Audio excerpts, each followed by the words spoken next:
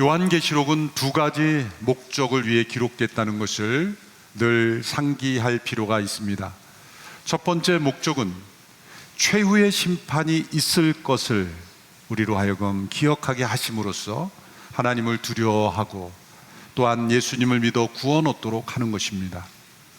두 번째는 이 최후의 심판이 이를 때까지 하나님을 대적하는 세력이 존재하며 그 세력이 하나님을 경배하지 못하도록 미혹하고 때로는 공격할지라도 두려워하지 말라는 것입니다. 그들을 두려워하지 말고 하나님을 두려워함으로 이 모든 전쟁에서 승리하도록 격려하는 것입니다. 요한계시록을 회람하여 함께 읽었던 성도들이 이 말씀을 읽으면서 구약에 여러 나타난 하나님의 예언 가운데 나타난 상징들을 상기하면서 역사 속에 함께 하신 하나님이 지금도 함께 하시고 지금 로마 제국의 엄청난 핍박 속에서 위협 속에서 두려워하지 않고 믿음으로 인내로 승리하도록 그들을 격려했을 것입니다.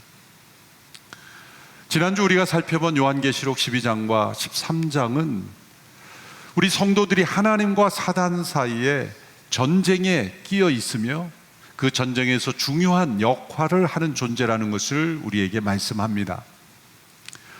이것은 하나님과 사탄이 동등한 힘과 세력을 가지고 싸운다는 것이 아니라 천지를 창조하신 하나님께 대하여 피조된 존재가 하나님을 배반하여 대적하고 있는 세력들이 있다는 것이고 우리 인간들이 그 대적에 휩쓸려 있다는 것입니다. 하나님은 그 대적들을 다시 정복하시고 하나님의 통치를 다시 회복하시는 하나님이심을 우리에게 말씀합니다. 그러므로 이 전쟁은 선한 전쟁입니다. 반역을 다시 정복함으로 선한 하나님의 통치를 회복하는 전쟁에 우리 성도들이 함께 참여하고 있다는 것입니다. 그래서 12장에서 그 전쟁의 한 일부분을 우리에게 보여준 것인데 그것은 하나님의 아들 예수님이 세상에 성육신 하셨을 때 용이 여인에게서 태어난 그 아기를 삼키려고 하고 있는 장면을 보여주었습니다. 하나님의 보호하심으로 그 아기가 보호받습니다. 그 아기는 곧 예수 그리스도 메시아이십니다. 그 메시아가 장차 사단의 머리를 부수고 사단을 정복할 것이기에 그 아이를 죽이려고 한 것입니다. 복음서에 보면 헤롯을 통해 사단은 베들레헴의 2살 아래 난 아이들을 다 학살함으로써 예수님을 죽이려고 했습니다. 이처럼 예수님이 세상에 오신 것은 하나님과 사단 사이에 일어난 이 싸움 속에서 일어난 한 사건임을 말씀하고 있습니다. 사단은 예수님을 공격하는 것에 그치지 않고 예수님을 믿고 따르는 성도들도 공격한다는 것을 13장을 통해서 우리에게 보여주고 있습니다.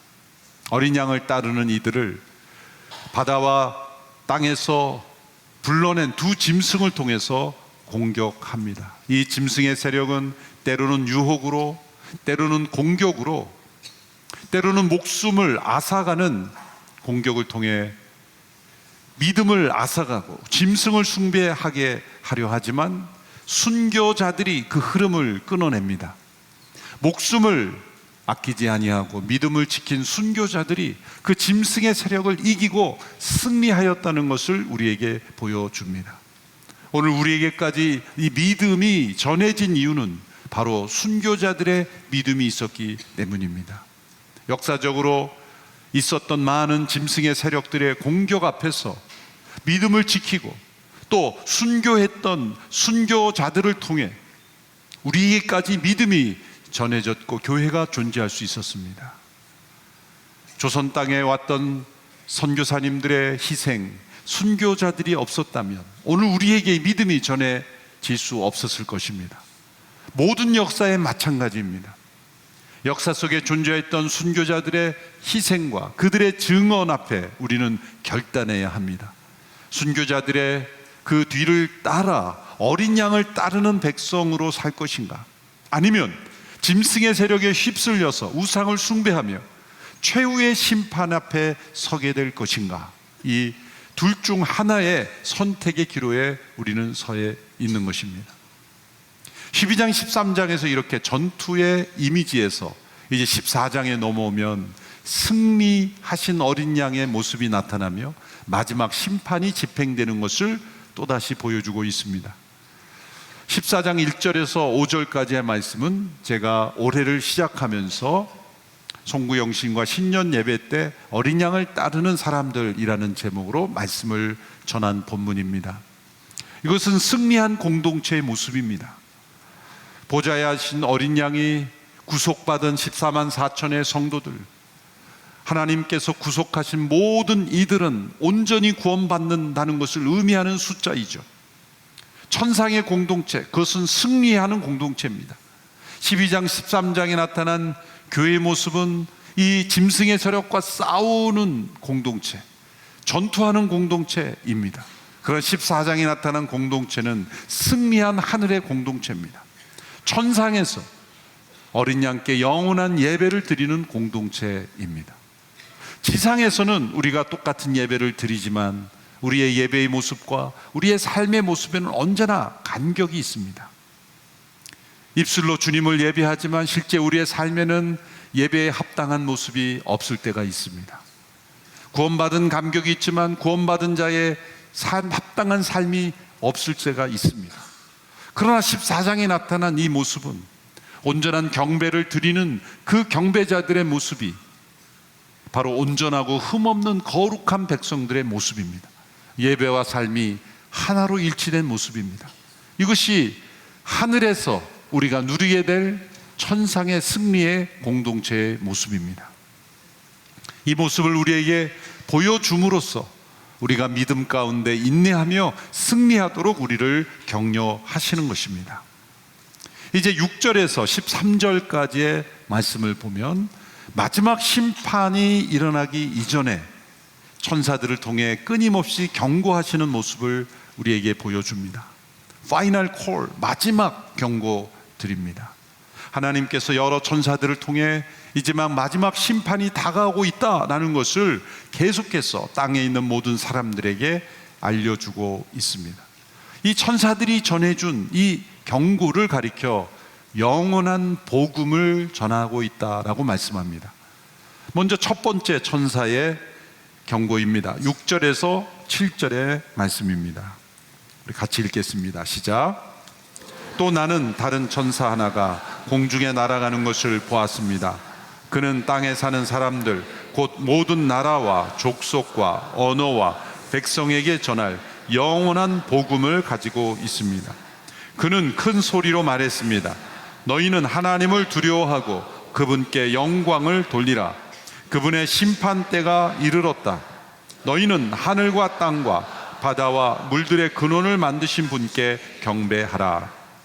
마지막 심판 때가 이르렀다라는 이 소식을 전하는 것을 영원한 복음을 전하는 것이라고 말씀합니다. 마지막 심판이 다가오고 있다라는 것이 복음이라는 것이죠. 문자적으로 복음을 풀으면 기쁜 소식, 복된 소식이라고 말하는데 마지막 심판이 있다는 것이 왜 복된 소식입니까? 복된 소식입니다. 복음의 중요한 두 가지 측면이 있다는 것을 늘 우리는 기억해야 합니다. 그것은 로마서 1장에서 사도 바울이 복음을 설명할 때 기쁜 소식, 곧 우리가 예수 그리스도로 값없이 의롭다함을 받는 그 은혜를 설명하기 이전에 하나님의 진노와 심판 아래 처해 있는 인류와 세상에 대해서 설명합니다. 로마서 1장부터 3장 20절까지죠. 하나님의 진노를 피할 수 없고 또 하나님의 심판 앞에 직면해 있다는 이것을 전하는 것도 복음의 중요한 일부입니다. 왜 이것이 복음의 일부입니까? 왜 이것이 기쁜 소식입니까? 그것은 하나님께서 살아계시다는 것이기 때문입니다. 선하신 하나님께서 여전히 통치하고 계시다는 것입니다. 하나님을 반역한 무리들을 하나님의 전능하심으로 온전히 다시 정복하신다는 것이기 때문에 기쁜 소식입니다. 정의가 살아있다는 소식이기 때문입니다. 만일 이 세상에 최후의 심판이 없다면 이 세상의 악인들은 이 세상을 악하게 살다가 죽으면 끝이다라는 생각으로 계속해서 악이 세상을 정복하는 세상이 되어버릴 것입니다. 그러나 죽음으로 모든 것이 끝나는 것이 아닙니다. 역사는 그저 흘러가는 것이 아닙니다. 역사와 인생에 대한 하나님의 마지막 심판이 있다는 것, 이것은 천지를 창조하신 분이 역사를 통치하시며 또한 역사를 심판하시는 분이 계시다는 것을 우리에게 알려주는 것이기에 복음의 기쁜 소식인 것입니다. 선하게 의롭게 하나님을 경외하며 두려워하며 살던 백성들이 소망을 가질 수 있는 이유는 하나님의 선하신 그 하나님의 마지막 심판이 있기 때문입니다. 세상을 심판하시는 분은 어떻게 선하신 분이 될 수 있습니까? 라는 이런 질문을 던지는 사람들이 있습니다. 선하신 하나님이 어떻게 그렇게 잔혹한 심판을 하시죠? 그런 질문이 얼핏 합당한 질문 같지만 그렇지 않습니다. 하나님은 온전히 의로우시기에 심판하시는 하나님이셔야 합니다. 만일 세상에 심판이 없다면 하나님은 의로운 분이 아니신 것입니다. 마지막 심판이 있다는 건 하나님이 온전히 의로우신 분이라는 증거이기에 마지막 심판이 있다는 것은 복음의 기쁜 소식의 일부인 것입니다. 우리가 복음을 누군가에게 전할 때 복음을 이렇게 전하면 틀린 것은 아니지만 온전한 것은 아닙니다. 예수님 믿으면 행복해집니다. 예수님 믿으면 기쁨이 와요. 예수님 믿으면 마음에 평안이 옵니다. 틀린 말은 아니죠. 그러나 온전한 복음은 아닙니다. 왜일까요? 현재 나의 상황에서 인생과 역사가 처한 하나님의 진노와 심판을 전해주지 않고 그저 지금의 상황에서 예수님 믿으면 지금 상황에서 더 기쁠 수 있고 더 행복할 수 있다는 것, 내 문제가 해결될 수 있다는 것만 말한다면 거룩하신 하나님 앞에서의 두렵고 떨림으로 맞이해야 될 진노와 심판을 말하지 않고 그저 예수님 믿으면 내 인생이 조금 더 나아지는 것으로 설명한다면 그것은 우리의 신앙의 액세서리밖에 되지 않는 것입니다. 복음을 그런 내용으로만 전해서는 안 되는 것입니다. 그런 내용이 있죠. 그러나 그 전에 먼저 로마서가 우리에게 설명한 방식대로 먼저 인류와 세상이 처한 하나님의 진노와 심판 아래 있는 것을 우리는 전해야 합니다. 그래야 왜 예수님이 십자가에서 죽으셨는지, 그리고 그분이 우리에게 허락하신 구원이 어떤 구원인지를 깨달을 수가 있는 것입니다. 왜 하나님이 이 인류와 세상에 대하여 진노하십니까? 그것은 마땅히 하나님께 드려야 될 경배를 드리지 않기 때문입니다. 마땅히 하나님께 영광 올려야 될 것을 돌리지 않기 때문입니다. 하나님이 어떤 분인지 이 만물과 우리 인간의 양심에 분명히 보여주셨지만 알고도 그것을 인정하지 않기 때문입니다. 로마서 1장 18절 19절의 말씀을 보십시오. 하나님의 진노가 불의로 진리를 막는 자들의 모든 불경건과 불의에 대해서 하늘로부터 나타납니다. 이는 하나님을 알만한 것이 그들 가운데 분명히 드러나 있기 때문입니다. 하나님께서 그들에게 그것을 명백히 보여주셨습니다. 분명히 드러나 있고 명백히 보여주셨습니다. 무엇을? 하나님의 살아계심을, 하나님의 전능하심을, 하나님의 선하심을, 하나님의 영광을 분명히 명백히 보여주셨지만 그것을 인정하지 않고 알고도 거부하는 인간의 완악함이 하나님의 진노를 불러일으켰다는 것입니다. 이러한 내용을 전해주는 것, 이것이 복음의 중요한 요소입니다. 두 번째, 천사가 경고합니다.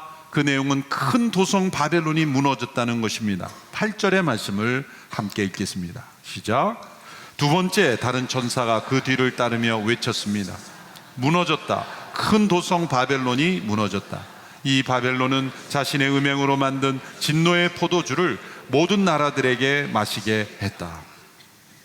사단의 세력에 사로잡혀 다른 나라들까지 함께 하나님의 진노를 받게 한 영향력 있는 제국이었던 바벨론, 그 큰 도성 바벨론이 무너졌다는 것입니다.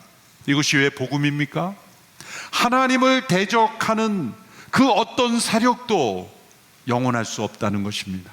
하나님의 심판으로부터 자유로울 수 없다는 것입니다. 바벨론 당시에 바벨론에 살았던 시민으로 돌아가서 그 시민이 생각할 때 그 큰 도성 바벨론이 무너질 수 있다고 생각했겠습니까? 로마 제국 시대로 돌아가서 로마 제국의 시민이었던 사람들이 그 강대한 로마 제국이 무너질 수 있다고 생각했겠습니까?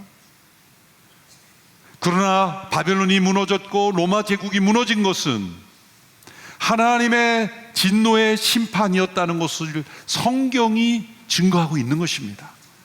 역사 속에 존재했던 바벨론 제국, 로마 제국, 그 두 제국을 관통하는 그 원리가 있는 것입니다. 그것은 하나님을 대적했고 우상을 숭배했고 사람들로 하여금 하나님의 진노를 받게 하는 음행과 우상 숭배를 빠지게 했던 제국들, 그 제국들은 무너졌다는 겁니다. 역사가 그걸 증거하고 있기에 앞으로도 이 바벨론과 같은 제국은 무너진다는 것입니다. 오늘 우리가 살아가고 있는 이 시대에 강대국을 생각해 보십시오. 그 강대국에 살아가는 시민은 이 강대국은 절대 망하지 않을 거라고 생각하지만 그렇지 않습니다. 만일 우상을 섬긴다면, 짐승의 세력에 휩쓸려 하나님을 대적하는 흐름에 참여한다면 어떤 제국, 어떤 세력도 무너진다는 것을 경고하고 계신 것입니다. 하나님은 살아계시기 때문이죠. 역사의 통치자는 강대국이 아니라 하나님이시기 때문입니다. 제국만이 아닙니다. 한 사람의 인생도 마찬가지입니다. 아무리 큰 성을 쌓은 인생이라 할지라도 하나님을 대적하며 우상을 섬기는 인생은 무너진다는 것입니다. 다른 사람으로 하여금 죄를 짓게 만들고 다른 사람도 함께 하나님의 진노 앞에 서게 영향력을 발휘했던 인생, 그 인생은 하나님께서 반드시 무너지게 하신다는 것, 그것을 경고하고 있습니다. 세 번째 천사가 또 경고합니다. 구체적으로 짐승에게 경배하고 표를 받는 사람은 영원한 고통을 받는다는 것입니다. 11절의 말씀입니다. 시작. 그들에게 고통을 주는 연기가 영원토록 올라갈 것이다. 그리고 짐승과 그의 우상에게 경배하는 사람들과 그의 이름의 표를 받는 사람은 누구든지 밤낮 안식을 얻지 못할 것이다. 그 영원한 고통 가운데 처하게 된다는 겁니다. 이것이 왜 복음입니까? 이 땅에서 악을 행하는 자들이 죽음으로 모든 것이 끝난다고 생각할지 모르지만 그렇지 않다는 겁니다. 그것은 영원한 고통으로 이어진다는 것입니다.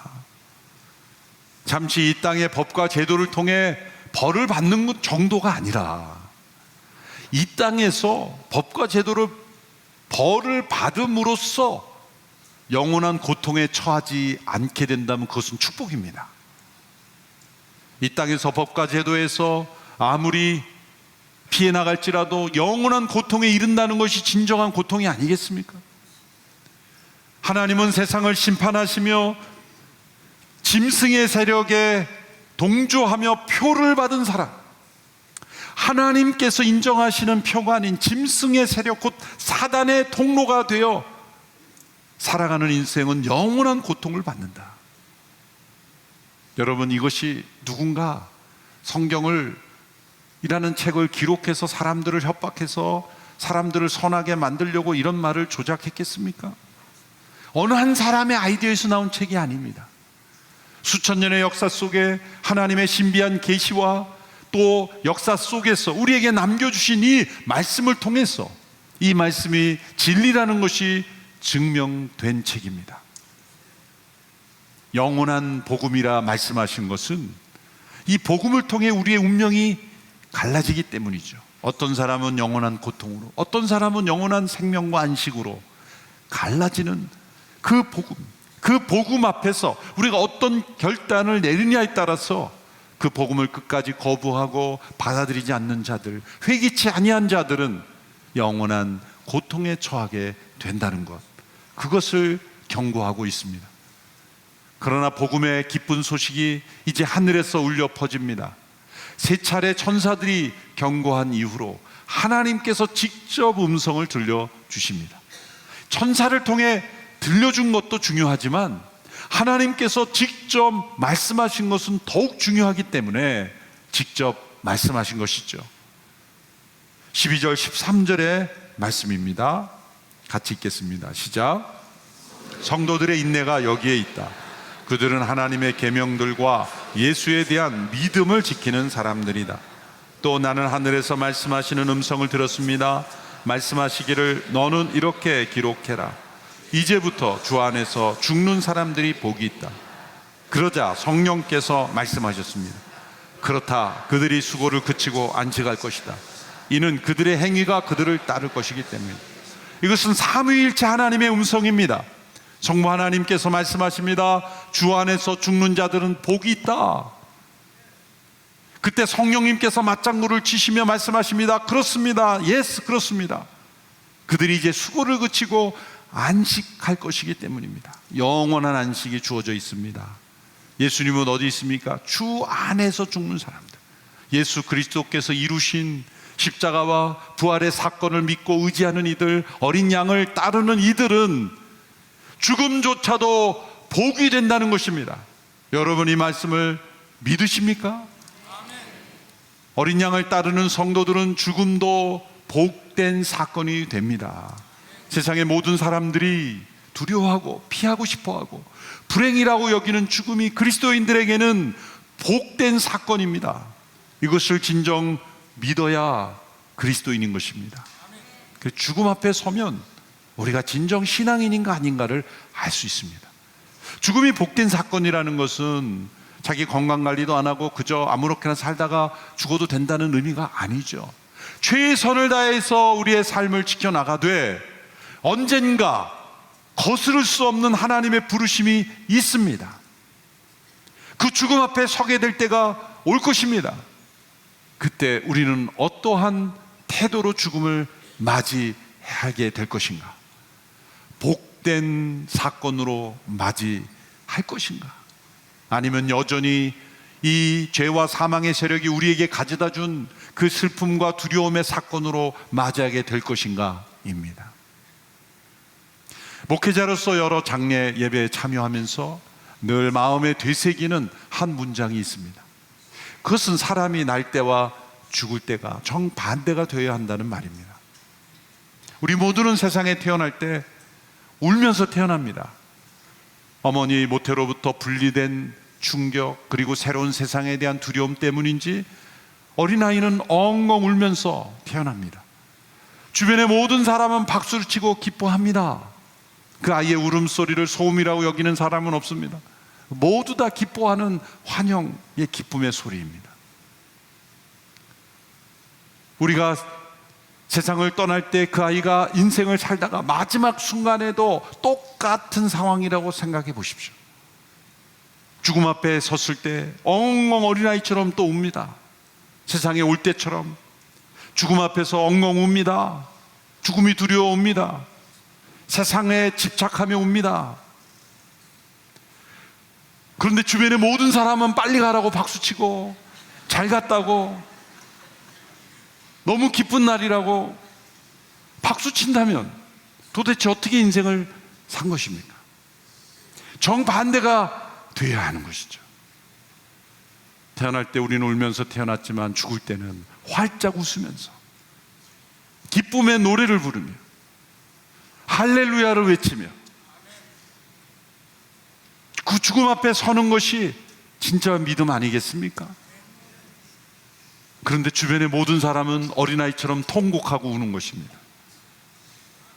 날 때와 죽을 때가 정반대가 되는 인생. 우리 한동대학교 김영길 초대 총장님이, 장로님이 돌아가실 때 우리 권사님과 마지막 나누신 단어는 See you tomorrow. 얼마나 여유 있고 멋진 인사입니까? 죽음이 두렵지 않은, 왜? 복된 사건이기 때문에.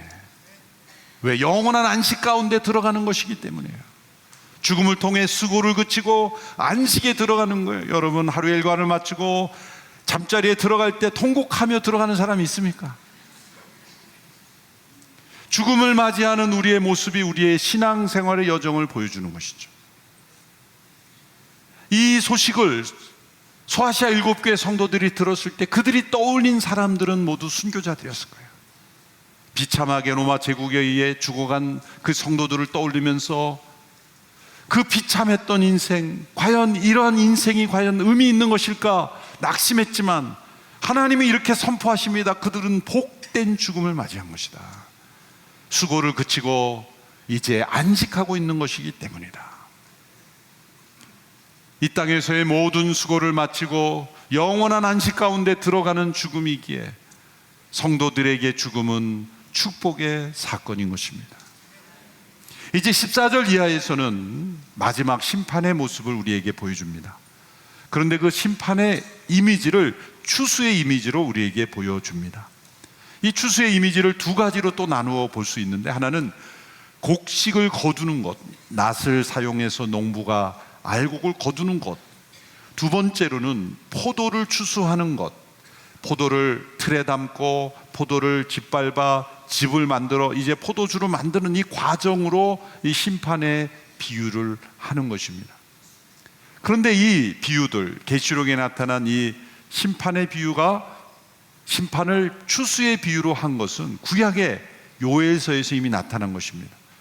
요한계시록에 나타난 모든 상징과 이미지들은 구약에 다 있습니다. 하나도 빠짐없이 구약에 이미 다 말씀한 것을 계시록에서 다시 보여주신 겁니다. 그러므로 특별히 예언서에 이런 이미지들이 많이 나오는데요, 계시록을 읽으면서 이해가 잘 안 되고 이미지가 좀 어렵다고 생각하는 분들은 틀림없이 구약을 잘 안 읽을 분들이에요. 특별히 예언서를 그냥 통과하신 분들은 후유증이 계시록에서 나타나요. 그래서 예언사가 어렵다 그러고 그냥 패스 그냥 쉽게 읽은 사람들은 계시록에 나타나면 도무지 이해가 안 되는 거예요. 예언서를 충실히 읽으면 계시록이 이해가 됩니다. 요엘서 3장 13절 14절에서 이런 말씀이 있습니다. 오늘 본문과 정확하게 일치하죠. 같이 읽겠습니다. 시작. 낫을 휘두르라. 추수할 것이 익었다. 와서 포도를 밟으라. 포도주 틀이 가득 찼고 큰 통에 흘러넘친다. 그들의 악함이 몹시 크구나. 많은 사람들이, 정말 많은 사람들이 심판의 골짜기에 모여있다. 심판의 골짜기에 여호와의 날이 가까이 왔다. 요엘서는 여호와의 날이 가까이 왔다, 심판의 날이 가까워 있다는 것을 예언하는데, 그 심판의 날에 낫을 휘둘러 곡식을 추수하고 또 포도주 틀에 있는 포도를 밟는 그 심판의 모습으로 비유하고 있습니다. 첫 번째, 곡식을 거두어 드리는 것은 추수의 이 심판의 긍정적인 모습이죠. 마지막 심판 때 영원한 안식을 누리고 예수 그리스도 안에 있는 자들이 죽음이 복된 것으로 여기는 자들이 알곡으로 창고에 거두어 드리게 되는 모습입니다. 15절 16절에 보시면, 그때 다른 천사가 성전에서 나와 구름 위에 앉으신 분께 큰 소리로 외쳤습니다. 주의 낫을 보내 추수하십시오. 추수 때가 이르러 땅에 곡식이 무르익었습니다. 그러자 구름 위에 앉으신 분이 그분의 낫을 땅에 던지니 땅이 추수되었습니다. 왜 심판을 추수로 비유하는 것일까요? 추수라는 그 단어 속에 함축된 의미가 있습니다. 그건 무엇입니까? 농부가 씨를 오전에 뿌리고 오후에 추수하는 농부는 없습니다. 불가능한 겁니다.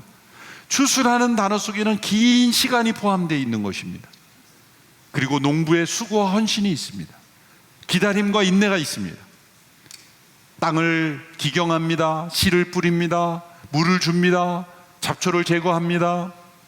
그리고 추수 때까지 기다립니다. 하나님께서 심판하시는 것은 즉흥적으로 순간적인 감정에 따라 심판하시는 것이 아니라 오랜 시간 동안 하나님은 말씀의 씨를 뿌리셨고, 그리고 우리를 구원하시기 위해서 일하셨고, 그리고 이 사단의 세력을 제거하셨고, 우리가 영원한 안식 가운데 거할 수 있도록 노력하시는 농부, 인내하시며 헌신하신 농부라는 것을 말씀하고 있습니다. 예수님께서도 하나님 나라의 비유를 말씀하실 때 씨 뿌리는 농부의 비유, 알곡과 가라지의 비유, 여러 비유들의 핵심이 뭐냐 하면, 이 세상과 같은 밭에 하나님께서 말씀의 씨앗을 뿌리심으로 하나님 나라를 시작하셨고, 그 겨자씨 같은 작은 씨앗 하나가 자라나서 나무가 되어 열매를 맺는 그 성장으로 하나님 나라를 설명하신 이유는 바로 하나님께서 오랜 시간 동안 인내하시며 우리를 구원하시는 하나님이시라는 것을 말씀하기 때문입니다. 그러나 추수가 될 때, 그때는 더 이상 기회가 없는 것입니다.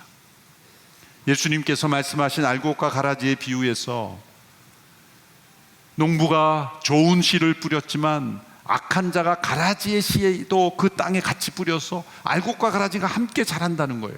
종들이 그것을 알고 우리가 가서 이 가라지를 뽑아낼까요? 말하고 말했을 때 주인이 아니다, 두어라. 너희들이 알곡과 가라지를 제대로 구별하지 못하여 알곡까지 뽑아낼 수 있으니 그냥 두어라. 내가 직접 마지막 추수 때 천사들 통해 행하겠다. 이것은 우리에게 매우 깊은 의미를 전해주는 것입니다. 이 세상에 우리가 존재할 때는 누가 알곡인지 가라지인지 사실 우리는 구별할 능력이 없습니다. 어떤 제도를 통해, 어떤 교리를 통해 우리가 알곡과 가라지를 명확하게 구분했다는 것이 어려운 일입니다. 그러나 주님은 분명하게, 정확하게, 완벽하게 구분하실 수 있는 농부이십니다. 예리한 낫을 가지고 알곡들은 거두어 드리고 가라지는 영원한 형벌에 처하게 됩니다.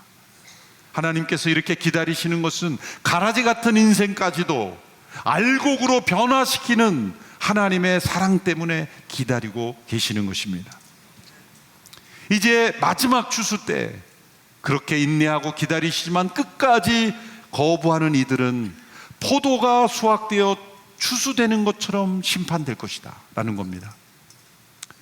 그 당시에 포도를 거두는 방법은 주로, 우리는 과일로도 먹지만 주로 그 시대에는 포도주를 만들기 위해서였죠. 포도주를 만드는 방법은 두 단계를 거칩니다. 첫 번째는 포도주 틀에 포도를 다 담아서 올라가서 사람들의 발로 밟는 것입니다. 짓이기는 거죠. 포도송이 하나까지 남지 않도록 다 짓이기면 즙이 흘러나오겠죠. 그 즙을 가죽부대에 담습니다. 그리고 가죽부대 안에 있는 즙이 발효가 되면서 포도주로 변화되는 거죠. 근데 첫 번째 이 단계에 포도주 틀에 담겨 있는 그 포도를 사람들이 짓밟는 광경을 연상시키는 것입니다. 하나님의 심판이 이렇게 집행될 거라는 거예요. 그 흘러나오는 즙을 죽임당하는 사람들의 피로 비유했습니다.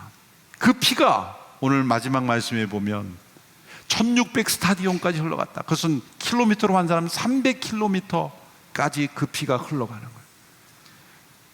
많은 사람들이 그 심판의 대상이 된다는 거죠. 안타까운 말씀입니다.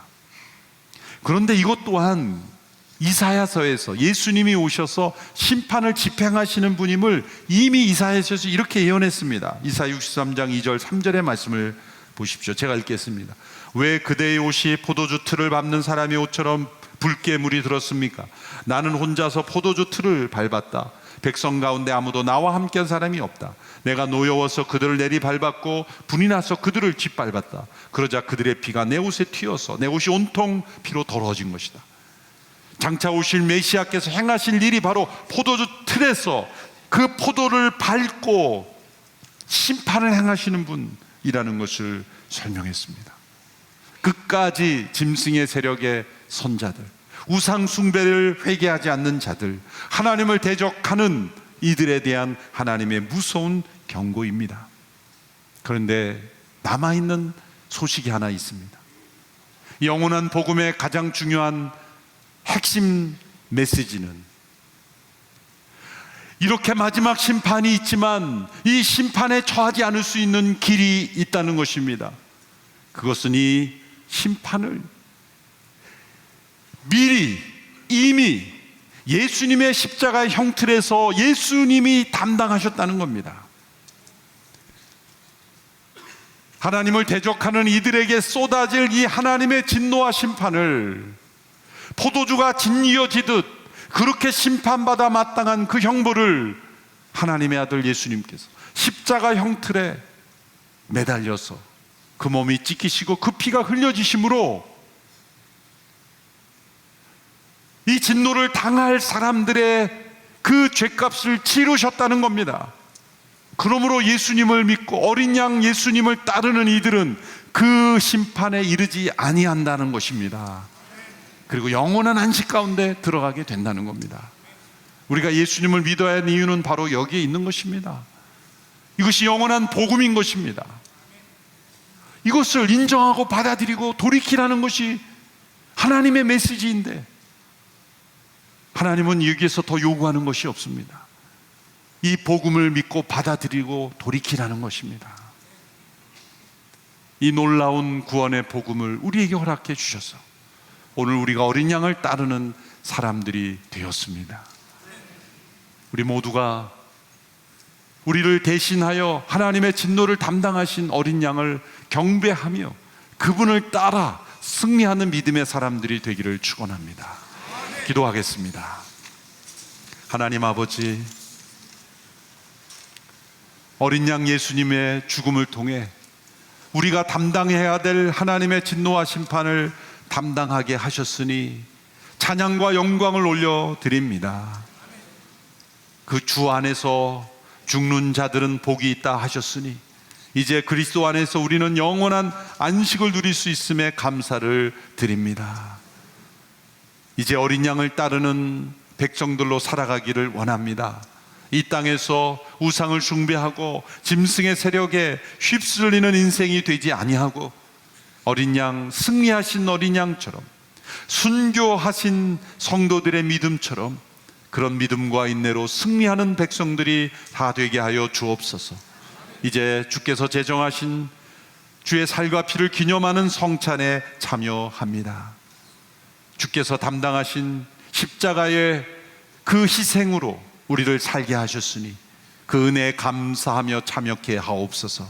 예수님의 이름으로 기도합나이다. 아멘.